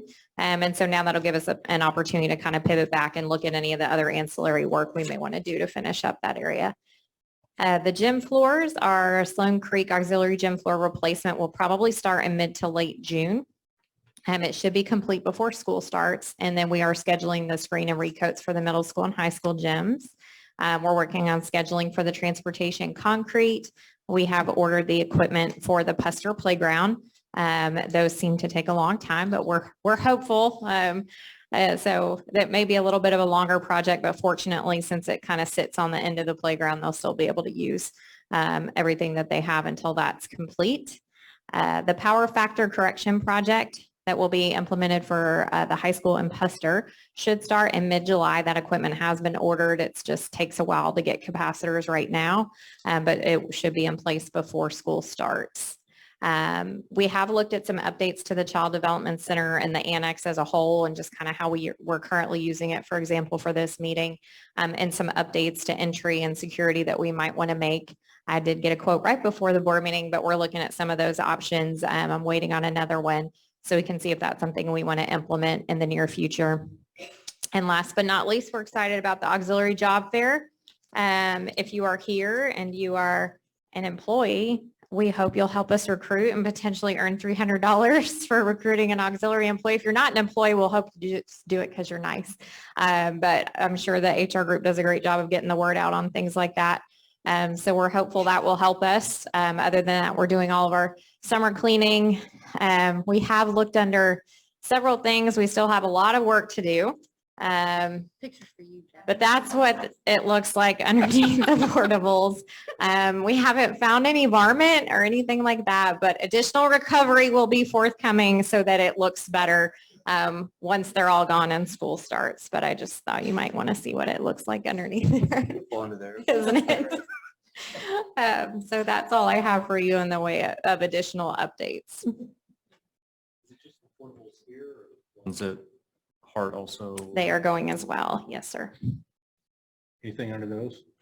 I'll bring you additional pictures as we move on. More items. Scary. Actually, Jennifer, there have been a few varmints coming out from under those. It's right outside my office. We've noticed a few of them. So. Could you get a picture next time? I will. Well, one of them was during an interview, I think. So it was a little distracting. So they were, so it's been a process. Okay. I wanted to give you an update on Child Development Center. Things are really coming together on this and we are so excited. We've got our staffing almost complete on that. Again, we've done had an opportunity to do some reorganization within the department as well too. And really, I think are really going to capitalize on strengths and really grow this program. So wanted to revisit that, and this was brought a few months ago, just how we're funding our Child Development Center, that our pre-kindergarten, which is new for 22-23,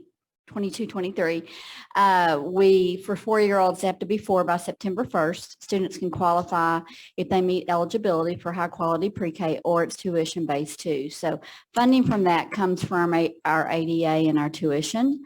We made some projections. We're getting pretty close to those projections.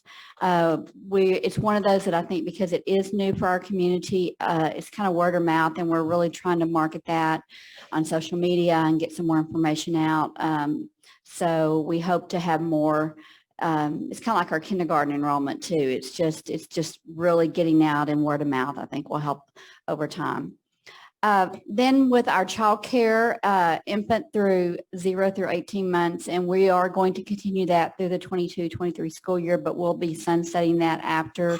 That was a cost to the district, and just the staffing for that is challenging to cover that. So, but we will have it through next year.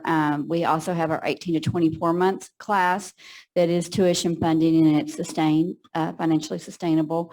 2-year-olds, 3-year-olds, and then of course our big profit is our after-school care, our pre-K through 6th grade students. So just again, I want to reiterate that we are self-sustaining financially, and I did put 18 months there because again, the infant does not, but what we are making on the other does offset that at this time. And then we are using the funds. We are what did you call it, Jennifer? Not repurposing some of those funds, recoding, that's what I wanted to say, for the grant that we did receive from that as well too. And there are some other additional Texas workforce grants we are monitoring. There was one that came out that we're looking at that could help with some recruitment for our child care workers. So we're investigating that to see if that's something that we might qualify for as well. So questions? Thank you.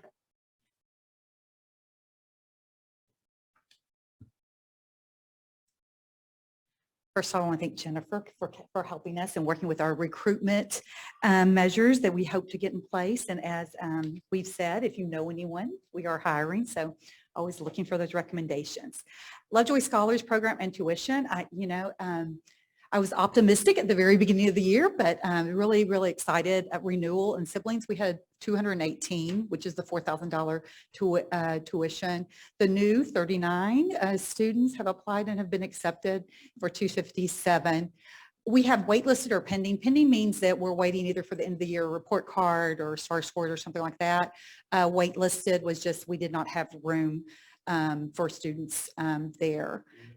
Yes, second grade. There are 6 in second grade mainly, and 2 of those are siblings, and we're watching the numbers closely. In fact, we had a discussion about it today. We're hoping to get them here. If we can get a few more kids to enroll so we could hire another teacher, that would be great.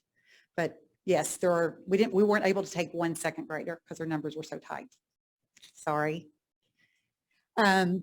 Tuition, first one's July 15th. We've had, about 15% already pay that, which is good. The collections are coming in. We're sending out information about that now. We're working with Nancy Lessner and Ashley Manning about that. So we're getting that, the funds in right now, which is great.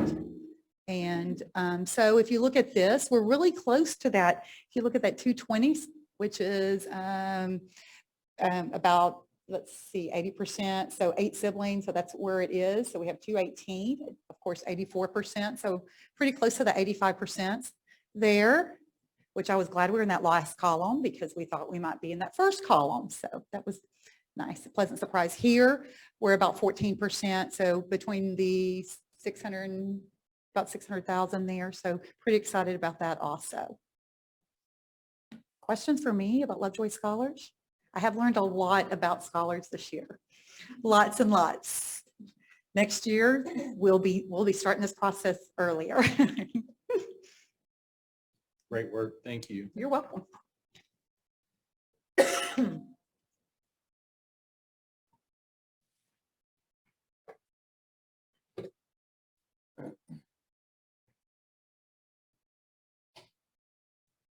As you guys know, we hit the ground running with our athletic camps and fine arts camps, which fall underneath student services. There's a lot more camps going on, but these are the 2 really that fall underneath student services. We started our camps, our athletic camps, the first week of summer. We offered 9 camps for boys, 9 camps for girls, And we're finishing up most of those. We'll have a couple of camps right after a 2-week break. I know tennis will be coming up after that break. But all in all, we'll have right around 1,500 campers who will have participated in one sport or another. We also have our fine arts. Oh, there's a list of all the camps, the athletic camps. We also have our fine arts camps. If you have nothing to do, this Friday at 1 o'clock, our summer musical camp, which has been going on last week and this week, will be doing their final production of The Jungle Book. And it's about an hour production. And if you've never seen 3rd through 6th graders put on a play, it is worth the price of admission, which is free. But it is definitely worth your time. In the fine arts camp, there were 32 campers who are going to participate in the musical. Those are the 3rd through 6th graders. We have 7 interns, which are 7th and 8th graders who are learning from our high schoolers to be counselors. And then we have 35 high school student counselors who are showing the elementary kiddos just what it is, what it means to be a part of a musical, the different aspects of theater. And really this to me is the epitome of what Lovejoy is about. You have our older students mentoring our middle schoolers and our younger kids to learn something that they're interested in.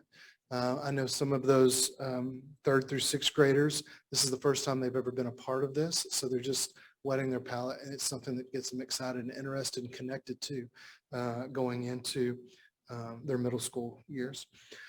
We also have a beginning orchestra camp, which will begin the week before our teachers come back. So July 25th through the 29th, and it's specifically for 6th graders. Last year we had 40 campers. This year we're projecting around 50 students because our orchestra program is growing. There's much more interest in it. So we'll have about 50 students. That's the projected number that we'll have in our beginning orchestra camp. So just wanted to recap what has gone on the first 2 weeks. It's only been 2 weeks, or I think 2 weeks, but there's been a lot going on. If you go up there, the tennis courts are full, the softball field's full, baseball, the 2 back practice fields. It's pretty neat to watch the engagement of the coaches and all the different age groups that are being able to take part in those. Oh, I'm sorry. I do have one more thing. We were able to hire a director of transportation and athletic facilities. His name is Steve Neal, and he'll be coming over to us from Plano ISD. He serves currently as the assistant director of transportation in Plano ISD. One of the questions was, what are your connections as far as recruiting bus drivers, a mechanic?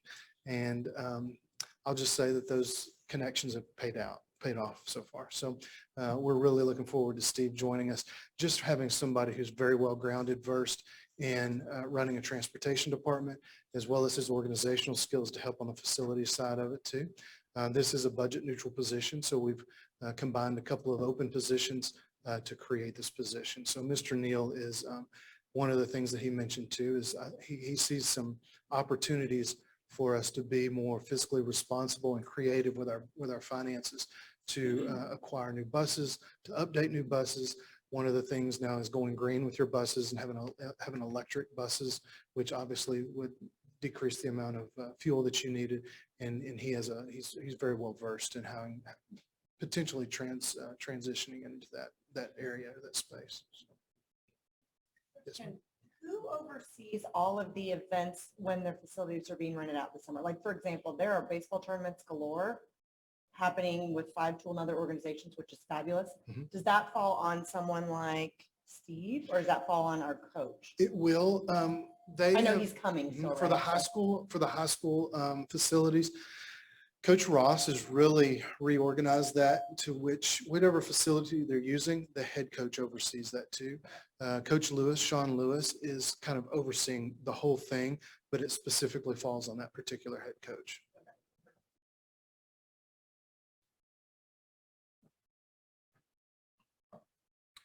All right, Ms. Cordell. I am exceptionally proud and grateful to our central office administration, our campus administration, and very excited that everyone is approaching a break.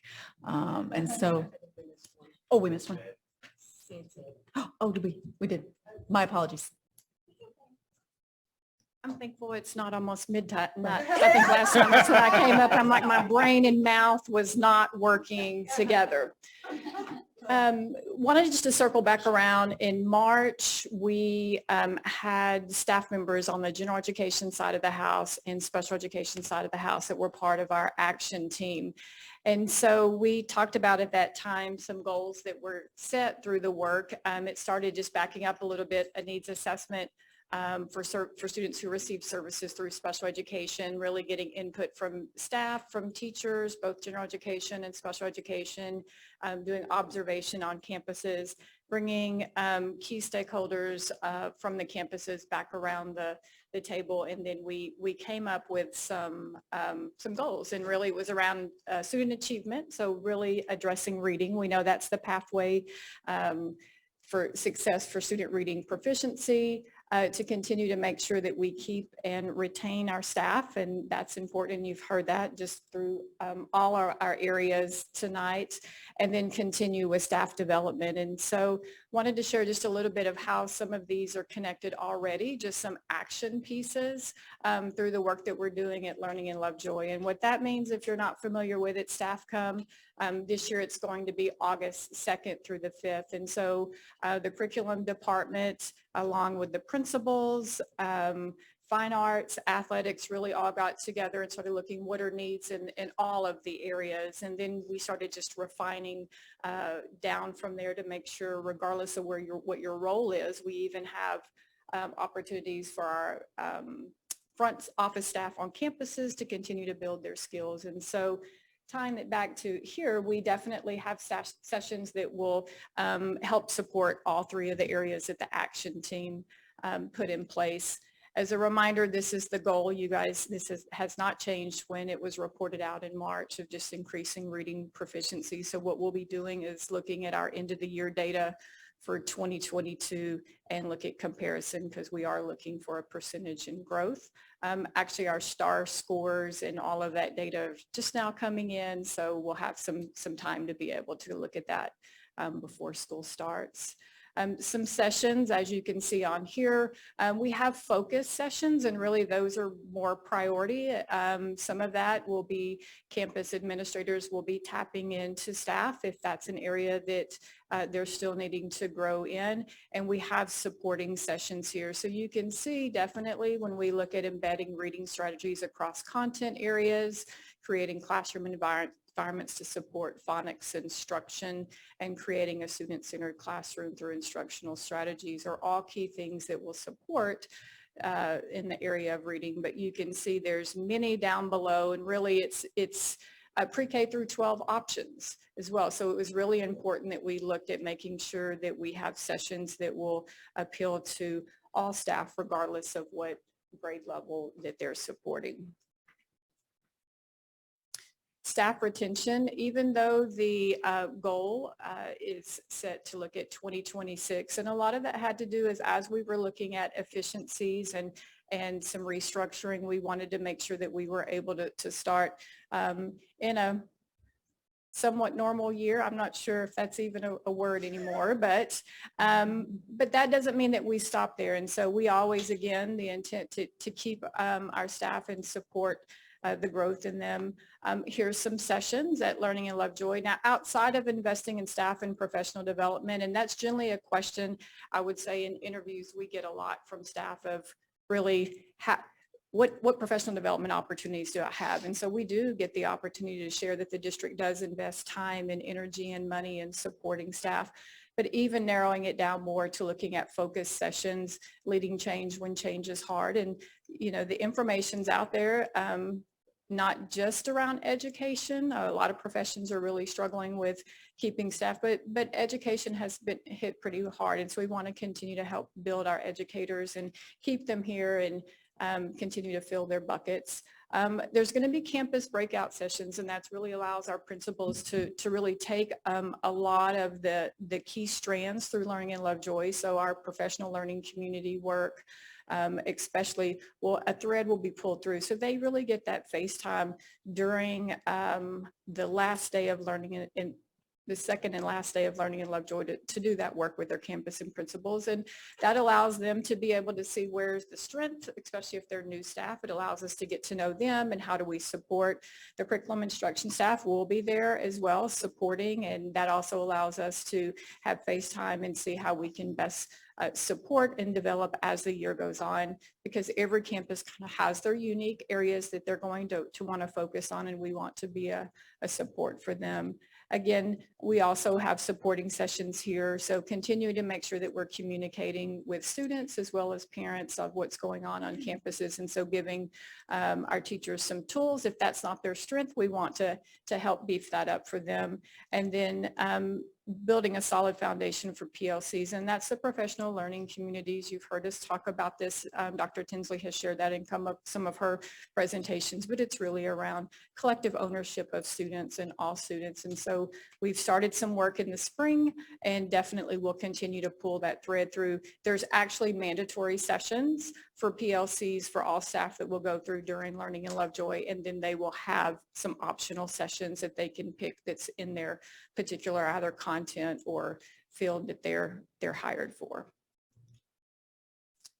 And then professional development, again, we wanted to make sure that we're working on helping build capacity on accommodations and modifications, and we do have sessions already in place that will be at Learning in Lovejoy that staff will be able to go to. The other part that we're doing, if a staff member for some reason wasn't able to see a session, we are recording them as well. So we'll have that bank to be able to refer back to. And sometimes it's nice to see it, if you've seen it once, to go back and see it again, because as you get in there and start applying the information you learn when students arrive, you may go, hey, I know it sounded good, but I want to go back and just refresh. And then of course here we have supporting sessions, whether it's using technology, accelerating instruction. We have classroom management opportunities, how to use data. Aware is a program that we have a lot of our assessments in there. And so how to use that to drive instruction and support students who may need some additional help. Questions? The other thing I did not put in here is we do have training that will be coming through our dyslexia grant that the district was awarded, as well as our autism grant, but that's not going to happen during Learning in Lovejoy because it's already action-packed. So we're looking at ways to make sure that we get those particular areas, which are very important, provided. And some of them will be throughout the year along with some job-embedded coaching in there, but that's the reason why they were not in this particular presentation around Learning in Lovejoy. The other part, and I think, Jason, you may have asked me that, the parent piece, so the action team and kind of the tie, I think your question was, how do we get parents involved when they originally spoke? We're actually doing some planning meeting with the SAGE reps to be able to have the input from campus SAGE chairs to be able to give us input on what are some additional either needs, training, supports, communication that we can support that. So that'll be a little bit later in the summer. We're trying to get everybody's schedule to align, but definitely that's on our radar. Sorry about that, Sancy. That was my fault. And That's okay. Thank you for the work we're doing here. Yeah, no, I'm thankful it's not midnight, so I'm happy. All right. Ms. Cordell? Well, school has been out for a bit, but our central office and our campus administrators have been working very hard. They are facing a break, hopefully, here, and I'm excited for them to have that and grateful to them for all of their incredible work in making sure this school year was a success and in planning forward to next school year. There must be something wrong with me because I am already excited about day one of Learning in Lovejoy and the first day of school because I'm been in all these meetings with the planning and the forward thinking and all the things that are in the works for a phenomenal school year, next school year. But I do want our administrators to have a wonderful, restful break and reconnect with their families and the things that bring them personal joy.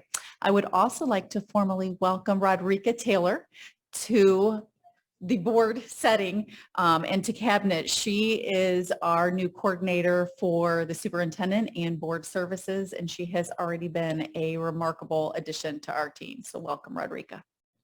Welcome.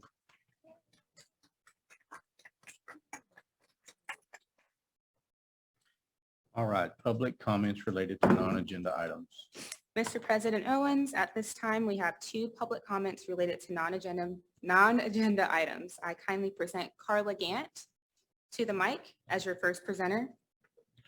Ms. Gant, thank you for stepping up. Let me run through a few things here, just legality was.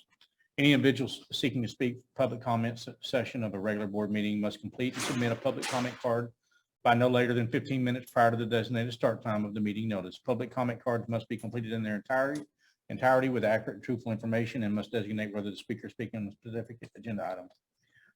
Failure to designate an agenda item relevant to the speaker's comments will result in classification of the public comments being non-agenda. The board will provide speakers that submit a public comment card on an agenda item the opportunity to speak prior to the board's consideration of an item. Public comment cards are only applicable to the meeting in which they are completed and submitted by the established deadline. Each individual gets one opportunity per meeting to share their comments with the Board of Trustees, not multiple. If a speaker is not present when his or her name is called, the speaker forfeits the opportunity to speak. The comments must be made by the speaker at public comment reflect the opinion solely of the speaker and not of the Board of Trustees. The board reserves the right to change the order of the agenda. Each speaker will be provided 3 minutes to address the board in accordance to our board policy.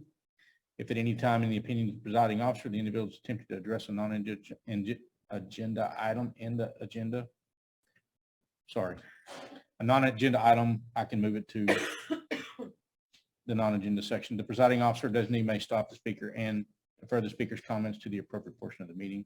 Disruptive behavior will not be tolerated. And if after the provision of a single warning, the disruptive behavior continues, the disruptive individual may be escorted out of the meeting by a district official. It's a criminal offense to disrupt a meeting with the intent or to prevent or disrupt a lawful meeting, to substantially obstruct or interfere with the ordinary conduct of a meeting by physical action or verbal utterance. Failure to yield the podium at the conclusion of a time is disruption of a meeting. Comments made by the board to the Board of Trustees by meeting attendees and or speakers outside of the designated comment period is considered disruption of a meeting. And this is all by Texas Penal Code 4201 and board policy. Just a reminder that the board does not comment or engage you on your public comment or on your public comments. Thanks. All right, 3 minutes.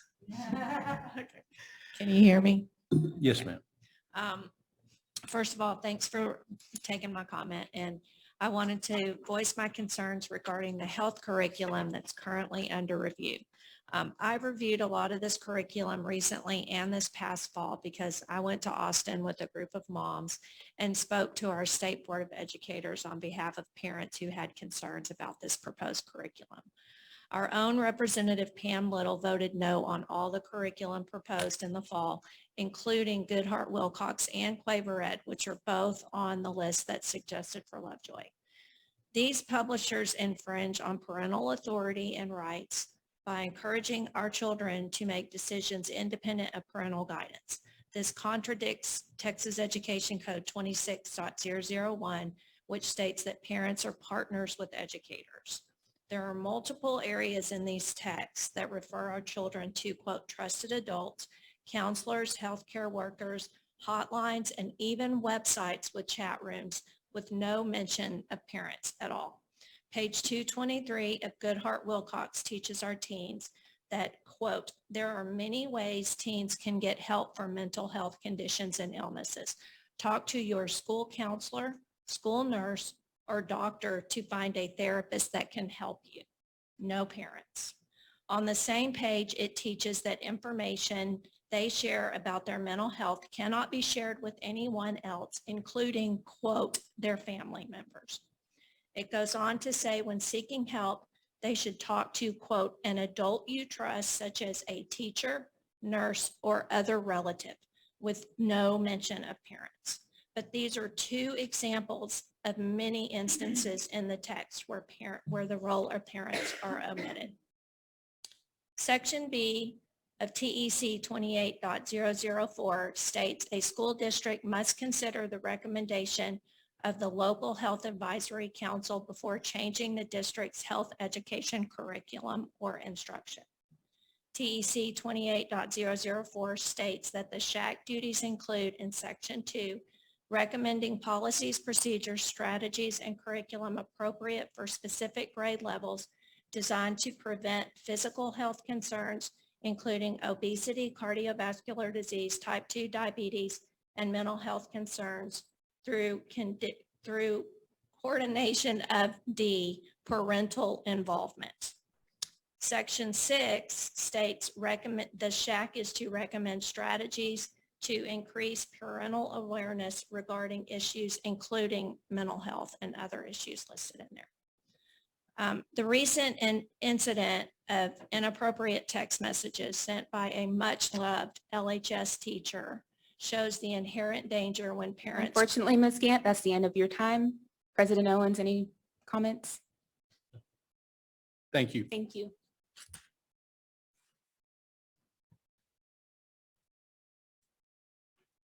I kindly present your next presenter, Amy Campbell, for a public comment. Thank you. Thank you. Thank you for allowing us to speak, and I'm also speaking tonight on the proposed health curriculum that's before the SHAC, and that they will be making recommendation to the boards that you will be voting on, things that you'll be voting on. So I also went to Austin to listen to the state board as they discussed, and they listened to parent concerns about the curriculum that was being proposed. There were few options that were available. And like Carla said, our state board trustee, Pam Little, voted no on all of them. So I've also been looking at the curriculum, and I appreciate the opportunity to be able to do that. And I went to the last SHAC meeting, and I realized that several of our SHAC members were at least at that time, had not reviewed it all. So they were new, and they needed time to look at it, which I appreciated that they didn't make any judgments on it until they had the time to look at it. So I appreciate that. But I just want to point out some things to consider as we can't make public comment to them. So if they're watching or listening, maybe they will see some of the things that they might want to think about and that y'all might want to consider as you consider the curriculum. One thing is that the digital format of these textbooks is dynamic, so they can change. And the publisher does not have to let you know that they've changed them. So if they change them and it then infringes on what our community values are or what the SHAC has recommended them, the reason why the SHAC has recommended them, then it's up to Lovejoy ISD to get them into alignment, because the contract with the publisher is with Lovejoy and the publisher, not with the state. At least this is my understanding. I could be wrong, but something to think about and to check into. Also, does the publisher collect or store any data on our kids through surveys or questionnaires or any website that they might go to or whatever on these sites? So if the answer to that is yes, I know the state board has said that they want to have a state database, if they have any database, not a national one. I personally prefer no database, because I think it's unfair to our children to steal away their freedoms, their liberties, and most importantly, their privacy. Who's using this information down the road? Where will this information come back to greet them again? We have no idea. And also, does the curriculum direct students to speak to a trusted adult, or does it tell them to speak to their parent? We are a very active community of very involved parents, and we just demonstrated this whole night about the 2030 committee and everything else about how we have community engagement with our parents and our students and how we value that. And if there is any time that we want our kids talking to their parents, it's about very personal issues that come up with, whether it's health education, sex education, whatever. So I encourage you to consider that as you're voting. Also, how does any of the things in the curriculum affect SIPA? And that is the Ms. child. Campbell, thank you for your comments. President Owens, there are no further public comments related to non-agenda items. Amy, Carla, thank you so much. I appreciate that. Thank you.